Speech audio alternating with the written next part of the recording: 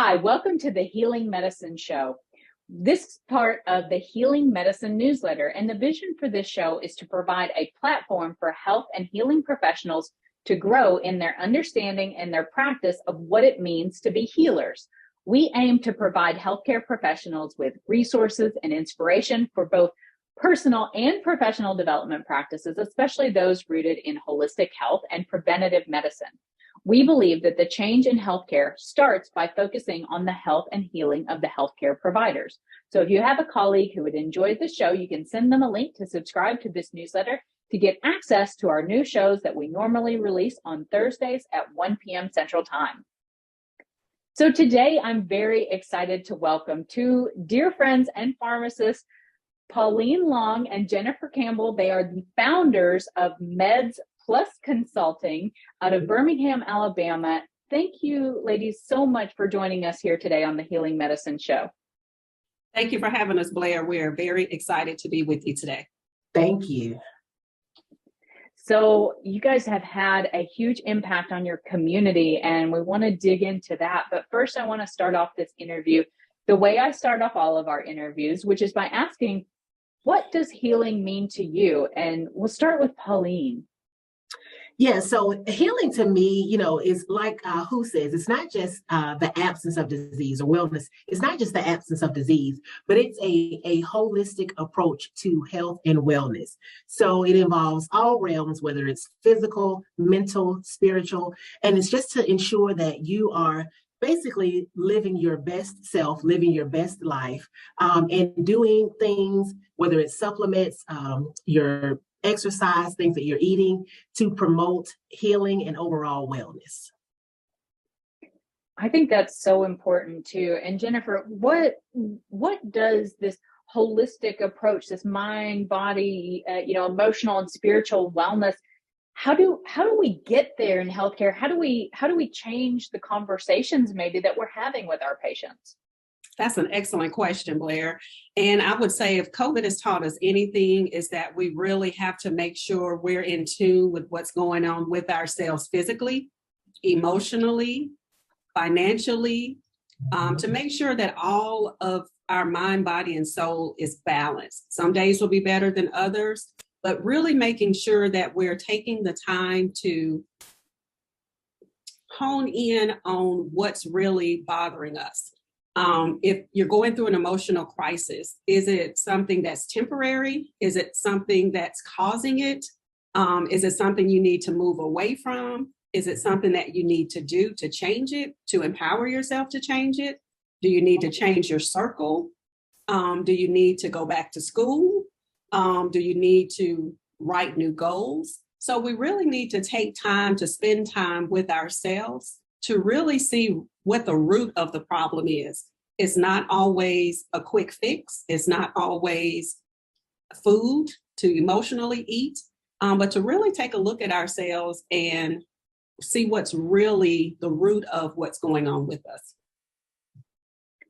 I love that. And you guys have had a big impact on your communities, spiritual, emotional, physical health in COVID. So can you tell us a little bit about, walk us through the past few years and what is pharmacy consulting? What are you guys doing to have an impact on your patients?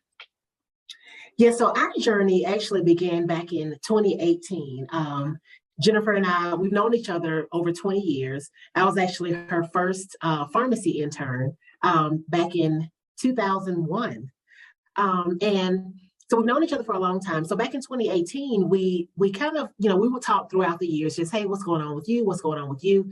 And back in 2018, we kind of came together during one of our catch-up conversations and realized that we were sort of working on the same business model. We wanted to step away from just, straight dispensing and find a way to have a greater impact on patients' lives. How can we, really help them, number one, understand their health conditions, their chronic conditions, help educate them on what their goals should be and ways to achieve those goals. And so we decided, why don't we kind of join forces and start this together? So back in 2018, our LLC was formed with the initial goal of just really kind of working with patients individually.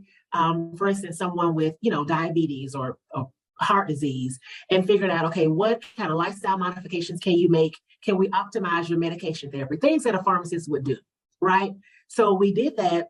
And then I'd say around the first of 2021, so this is, right after the pandemic hit, the vaccines are coming out and they're available. We received a call from our county health department, and they were like, hey, we have all these vaccines. We have people that we need to get shots in arms. Are y'all able to help with the vaccination efforts?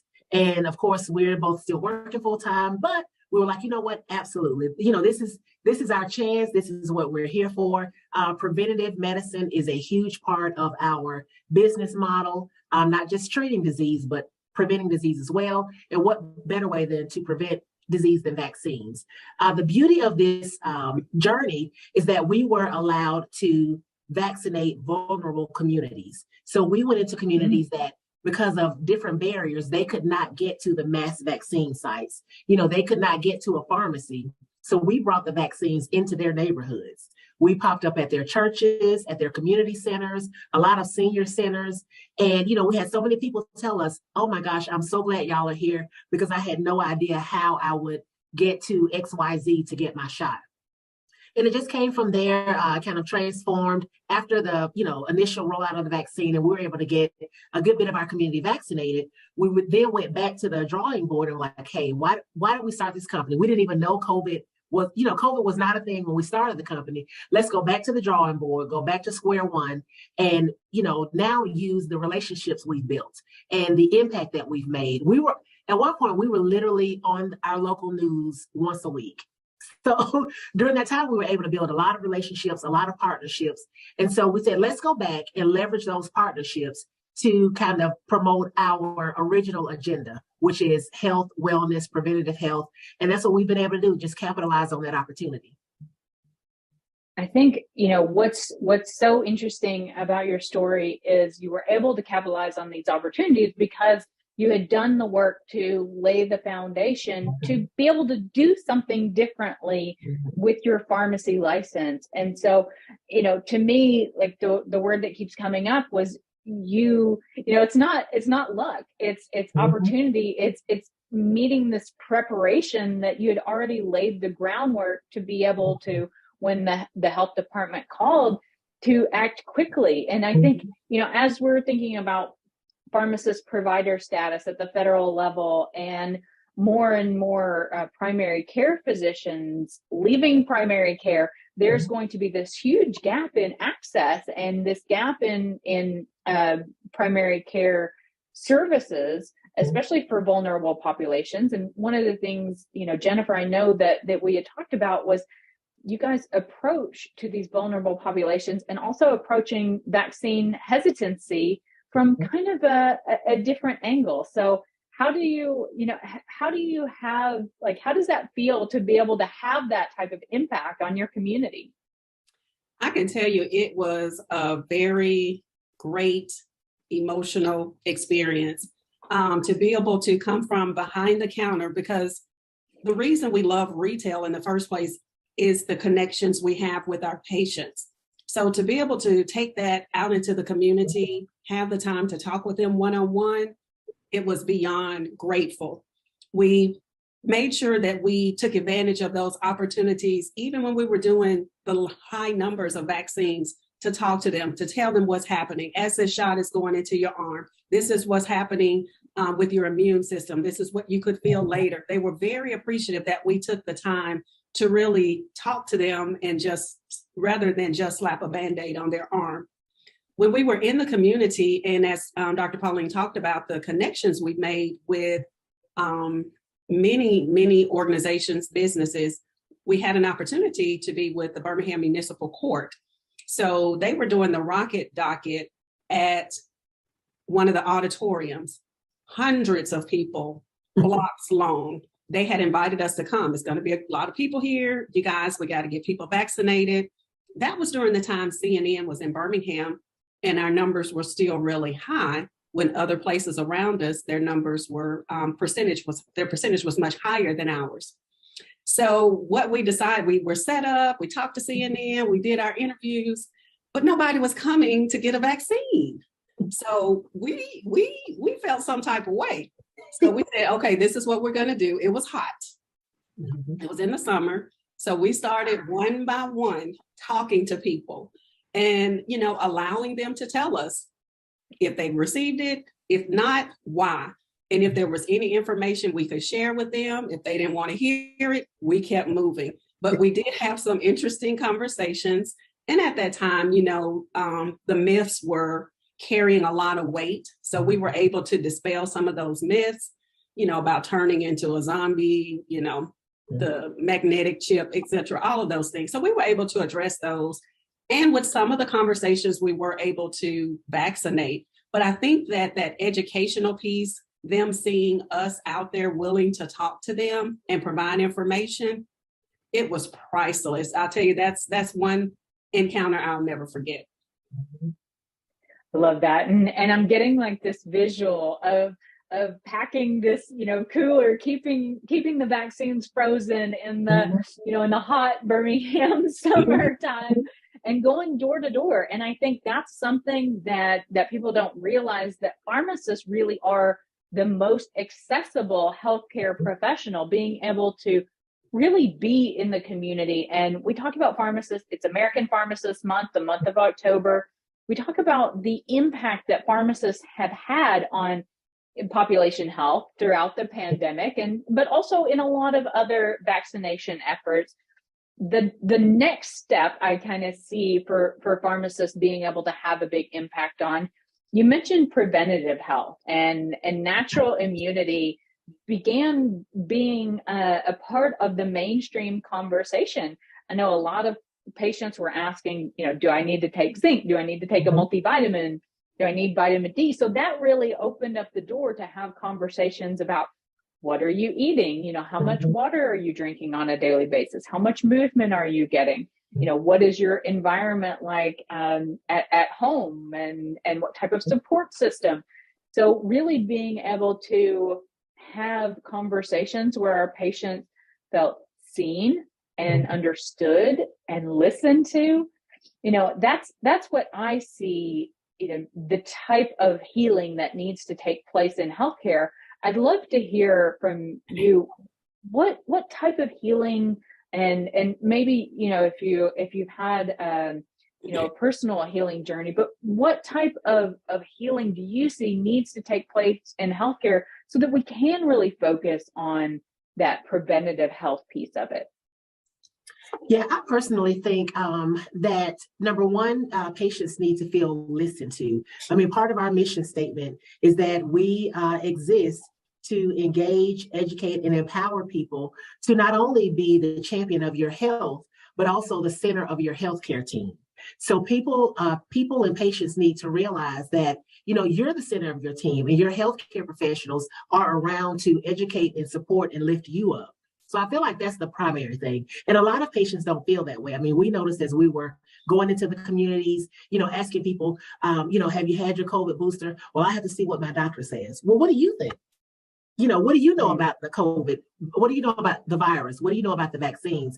And a lot of people, they were either, 100%, I need to ask my doctor or my, daughter that's a nurse, or they were just completely ignorant to like what was going on, the data that was out, and what we knew about COVID and the vaccines. So educating and empowering people is our number one priority.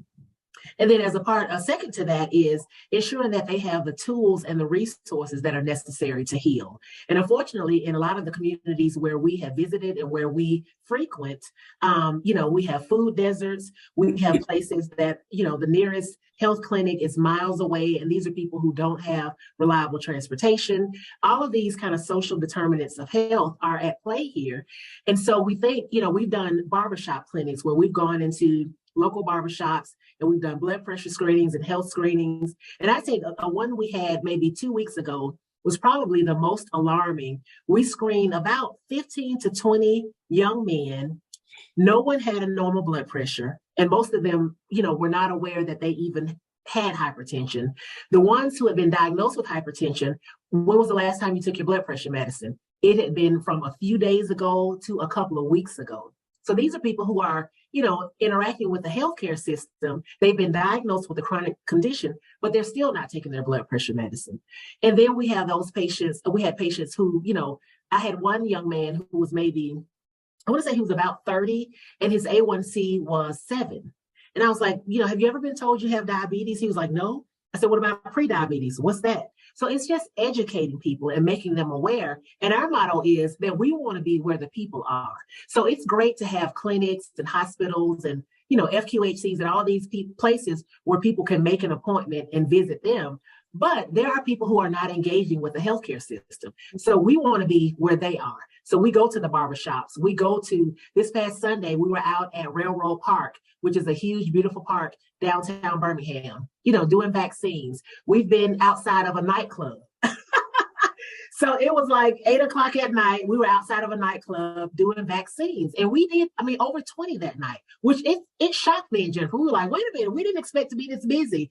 But we want to be where people are because, again, there are people who just are, for whatever reason, they're not engaging with the healthcare system. And you can't heal if you aren't aware of where you stand now, what your goals are, and what you do to get there. And so that's why we started this company.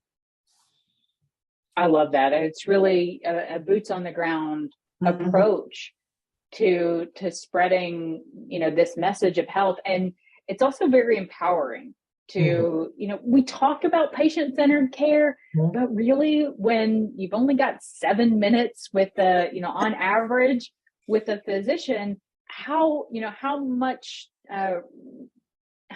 lifestyle modification, how much behavior change, how much can we really assess, from a holistic perspective, what all is impacting this patient's ability to get their medicine, take their medicine correctly? Are they even aware that these conditions like hypertension and diabetes can be reversible with weight loss and nutrition and exercise? And I think more and more when I'm talking to patients and talking to people about reversible chronic diseases, they kind of go, I thought this was a lifelong illness. So it's interesting to me that I really feel that you guys, and maybe this resonates and maybe it doesn't, but pharmacists, especially, as we can see ourselves as healers and try to help people get to that point of, not just kind of masking symptoms with medication, but really figuring out what is the root cause of the illness and whether the illness could be emotional or financial or socioeconomic, and how do we help patients and educate them in a way that feels empowering when they don't fit within the box of healthcare. So Jennifer, I'd love to hear from you. In your opinion, why is it important to focus on healing as our kind of end result versus healthcare and versus putting a Band-Aid on some of these symptoms, to focus on really going to the root cause and focusing on true healing medicine? Well, when you talk about healing, we have to focus on healing because we're looking at the whole patient. When we've been in some areas that are hard hit with the social determinants of health, socioeconomic barriers, equity to safe areas for physical activity, able to access fresh foods, you have to address those first to get to the healing. So when you talk about what changes need to be done in healthcare, that's going to come from a bigger picture. So I've never been so passionate about policy changes, especially centered around equity and being able to address those social determinants of health. It's okay that we have the patient fill the form when they come, but what about the ones that aren't coming and are not engaged in the healthcare system? Then we take a look at the public health emergency will be ending soon. So a lot of efforts where there was the ability of the office, the doctor's office, the clinic, to do more and to go above and beyond, or even for a patient to have Medicaid, that's going to be going away soon. So what do we do next as practitioners? And we know people are being affected, is making sure that we're having those conversations. We need to be armed with resources. So when we see a lack, then we're able to recommend a service. We're able to refer them to someone that can take them a little bit further. That's one of the things that we saw, that there's such a gap in what we call the wraparound care, or closing those gaps. Making sure that once you make a referral, did the patient follow up on that referral? Was it a good fit? Some people go, they may not like it, but if you never wrap back around to that patient, you'll never know. So you will think, oh, okay, got them all taken care of, but the problem still exists. So being able to address equity, the changes that's coming with legislation, and being more involved in those policy changes. Making sure that so with the policy changes, we have been able to see where collaboration is so vital and so necessary in healthcare.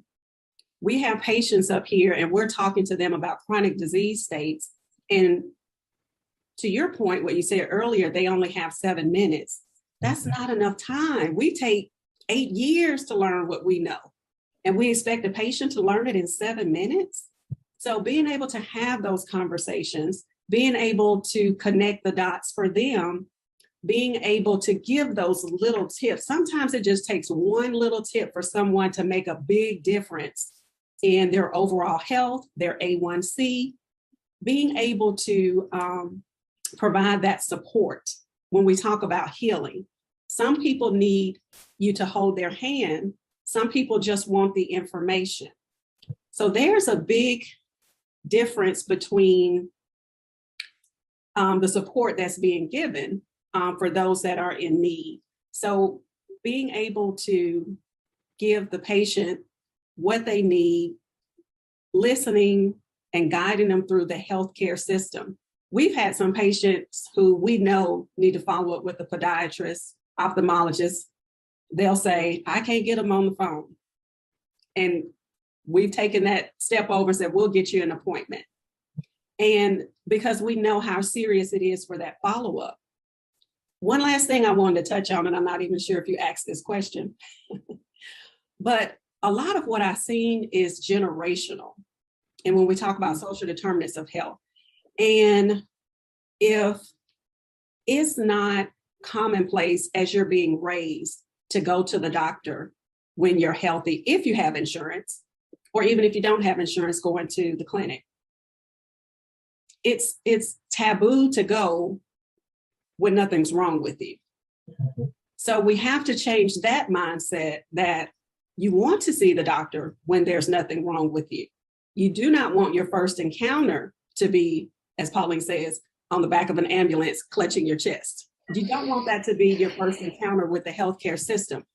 Then that portrays a negative image to the people in the family. Oh, well, they were fine until they got in that ambulance and they never came back home.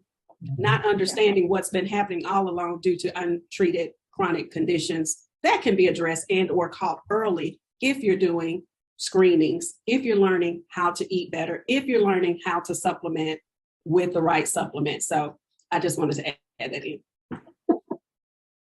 I love that. And yeah, that's really showing. I love that you said the generational cycles of how health and the healthcare system is approached. I think the healthcare system, it was developed 70 years ago when we only had a very small number of medications, and we weren't treating chronic illnesses. We were treating acute illnesses.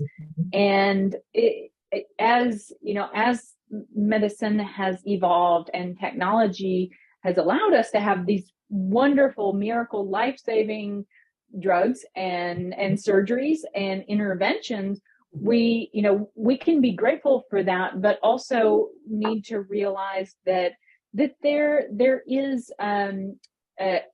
an unequal distribution of how healthcare is seen and how it's approached and how it's integrated in the community. So I too am really passionate about helping people to normalize, health and well-being and having these conversations, because as you said, and Pauline, I love that, if your first experience is on the back of a stretcher, you're going to probably have a negative connotation of the healthcare industry. So I love what you guys are doing. It is really, I think it's really being kind of the face of the healthcare industry for a lot of these people in underserved communities. And I know that's a big piece of the push for pharmacist provider status. So because it is American Pharmacists Month this October, we want to just shine a light on that and what provider status for pharmacists at the federal level could do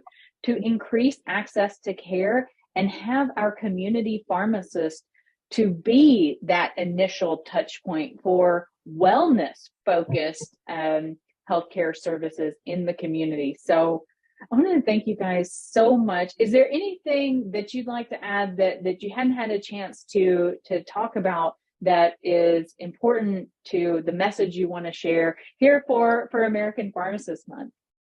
I would like to say that in our journey, and because of policy with our vaccine journey, we had to make sure we were joined with our medical director to be able to acquire, because a pharmacist versus a pharmacy could not order vaccine. And I'd just like to share this to other pharmacists out there that are considering starting or walking in their journey to entrepreneurship. It only takes one. We started with one provider. We were able to receive a grant. We were able to work with the Housing Authority, Birmingham District, to provide vaccines, treatment, and testing. And it was amazing. As far as our interactions, them being able to see us because we looked like them, it was amazing. The other part of it is we were able to go to Denver, Colorado this past June, and we were able to present our outcomes at the American College of Preventive Medicine conference. When we talk about collaboration, we were able to show examples of how our provider, her day-to-day practice was not affected by what we were doing in the community. We were her boots on the ground. We were able to refer some patients. We were able to, if we had a patient in the field that needed something, she was able to address that. So we were able to show that model. So when we talk about provider status going beyond the COVID pandemic, that's a model that we need to take a look at. Starting with one provider, being able to show that impact with patients one-on-one, and being able to show the outcomes. It has been incredible. I heard Pauline on the phone with one of her patients the other day. I mean, I wanted to jump up and celebrate. And, just letting them know how to know their numbers. And, well, I'm not going to eat this because, my numbers are that. But I would like to say to those pharmacists during American Pharmacists Month to stay encouraged. You have everything you need right now. We have been able to pivot, invent, reinvent, go forward. Yes. Meeting people and they're like, y'all do this? Yes, we do.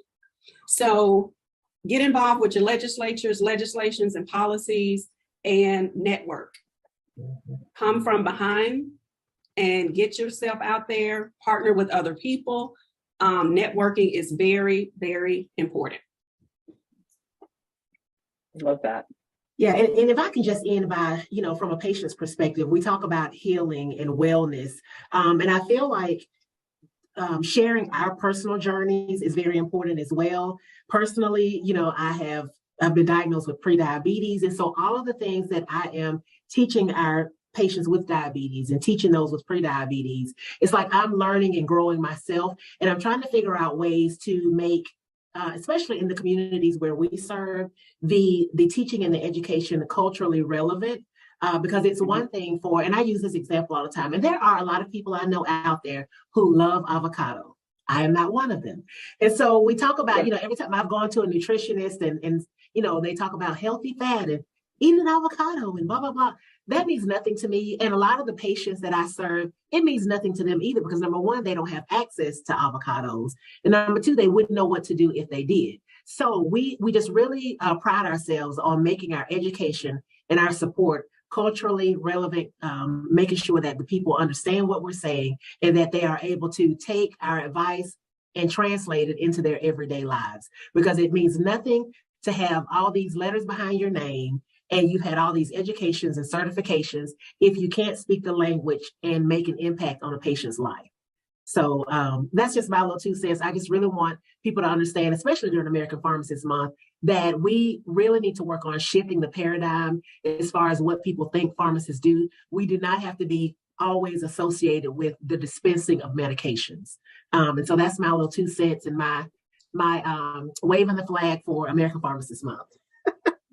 100%, like meeting people where they're at. And I love that you said if someone doesn't know how to prepare an avocado, it doesn't help to give them a menu with, oh, you should be eating avocado toast in the morning or whatever. Like it doesn't make sense. So it's about meeting people where they're at. And I love that you were able to take this model of pharmacy consulting. So for those pharmacists out there that are wondering how to get started, how do I begin networking? How do I begin telling my story? How do I begin preparing myself so that when this type of opportunity with a collaborative position or provider status, I think it all comes together with pharmacy consulting, and it's about seeing your pharmacy knowledge in a different way. Mm-hmm. And if your focus is true healing, my goal with the Pharmapreneur Academy is really to empower pharmacists to see themselves as healers and to step outside of that box of dispensing and being tied to a medication, because most pharmacists that I work with, they want to help patients get off of their medications. So it's like, we'll have these conversations about medications, but really, my goal is to help you get off of them as much as possible. And I think that's maybe something that each of us can talk about during American Pharmacists Month that changes and begins to shift the idea of what a pharmacist does. And so kudos to you, ladies. Thank you, doctors, for being here and for the work that you're doing. And I really appreciate, everything that you've been able to do in your community and advocating for your patients, but also being advocates for the professional pharmacy. Thank you very much. Yes, thank